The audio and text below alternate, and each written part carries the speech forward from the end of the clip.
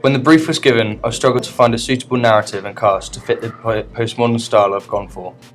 I chose to use a cast of 3 people. I thought this would draw the audience in and become more intimate with the characters. I filmed everything in the space of a week, taking time to find the right moments to film the right things. For example, I stayed up till the moon was out on a clear sky.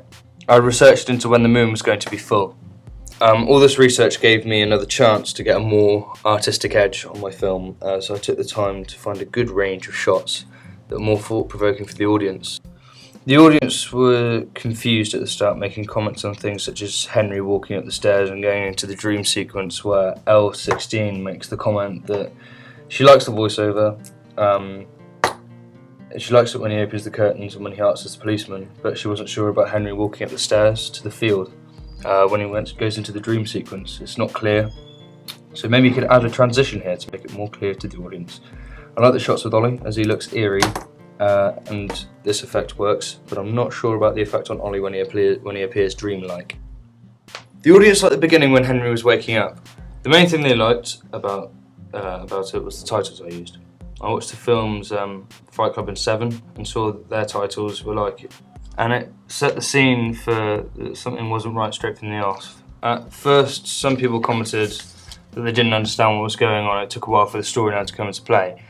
However, Charlie1991 said that my opening appeared better after my first cut, although she didn't like the abrupt stopping of the music I made. But I thought it put another element in, saying that the music was a sort of comfort for Henry. And when I added the title, Drowning Silence, I think it created a certain eeriness about the place. I wanted to completely isolate the audience from Henry, and so that sympathy and emotion would come on later. I mean, although she said this, she also said that my opening appears immediately better after my first cut. It's more to the point, and the contrast to Henry in the bath, and then he wakes up and grabs the audience's attention to want to watch more. And the music at the start fits the genre of my film. I'm not sure when it suddenly stops, like I said earlier. But yeah, she really likes the music at the end, and it fits into the genre of my film. And creative idea of the use of voices as well, with the voiceovers. This part of the film was the hardest because I wanted everything to flow really naturally, as this is the first time that the audience see Ollie and Henry sort of connecting with each other. At first, it didn't really mix well together. I got comments from other people saying that it wasn't as good as it could be.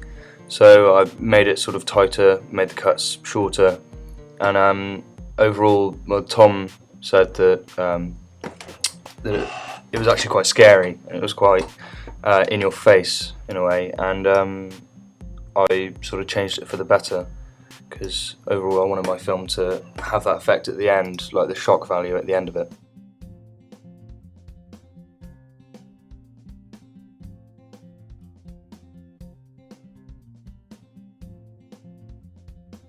I wanted the audience to feel connected to Henry in some way or shape or form.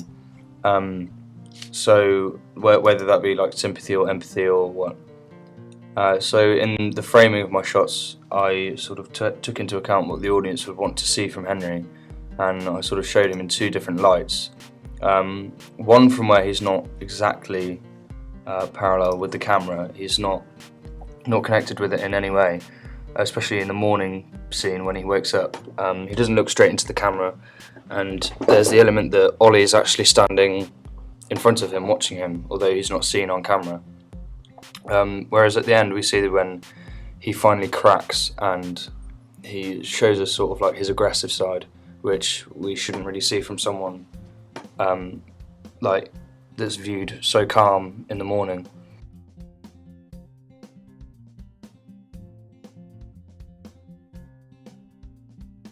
I considered the audience's comments as shown before, and I've developed on those comments. Like in the beginning of the film, some people said that it didn't make sense.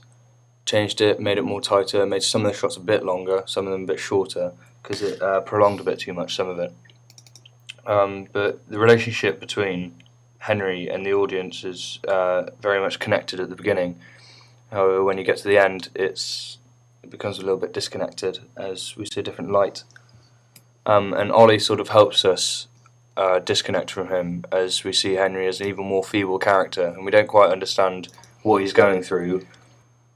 When he shouts "Get out of my head" at the end in the dream sequence, the audience could sort of think that he's saying it to us, as we're viewing Ollie viewing Henry. It's kind of the audience are in a difficult moral sort of decision to sort of try and help him, but they can't. But the thing is, Henry's looking up into the camera, and as Ollie's shorter and he's sort of like the puppet, he should be looking down into the camera. But I wanted to use a high angle shot because it relates to sort of like power and stuff, and Ollie still has the power, and sort of the camera could be the audience. You could be viewed as the audience have power over Henry, but it's not accessible, and the audience can't feel their sympathy can get to him enough.